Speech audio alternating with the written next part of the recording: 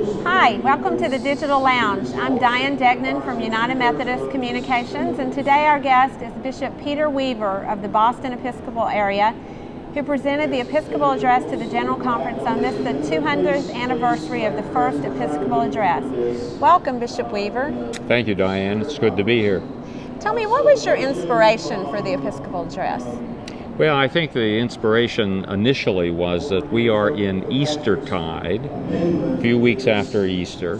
It just as a reminder that we are a resurrection people, that, as I said in the address, if God can bring to life the crucified Christ, God can bring to life a calcified church. And so it's an exciting time. General Conference almost always meets during Eastertide. We might as well claim the power and the living vitality that God is breathing into us through Jesus Christ. Now, there's a story that you told Yes. during the Episcopal Address. Let's share the story with Well, the story is centered on the idea of making disciples of Jesus Christ for the transformation of the world, which is the theme of our General Conference, and was the centerpiece really for the address. That is, who are we? We're resurrection people. What are we to do? Make disciples of Jesus Christ. And it was in that process that I shared a story of having the blessing of baptizing 5 young people who had come from the Congo by way of a refugee camp, Gatumba in Burundi, where there was a horrible massacre. These young people were brought by the United Nations to Canada and the United States, including New Hampshire, where we have a church, a vital congregation in Contoocook. And these young people, through the love of that congregation, their commitment to Christ, made the decision to become disciples and to be baptized. And so we went to the river, the Contoocook River.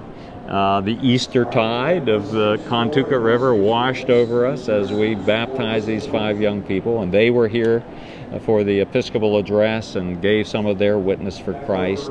And there was some wonderful, both photography but also some art that was done by an African artist who himself had been one of the boys of Sudan, these young children that were gathered up as refugees.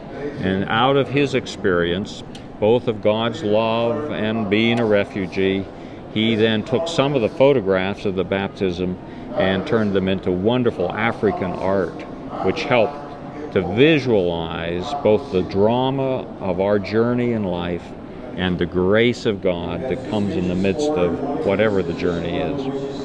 If there's one takeaway from your address, what would you want people to remember? Well, I would hope that they would remember that Christ is alive and well, and the church that centers itself in Christ, and those of us as disciples who center our lives in Christ, will find new life and vitality, joy and peace, both in terms of the resurrection flow into the world around us, as well as the resurrection hope and peace that is within us.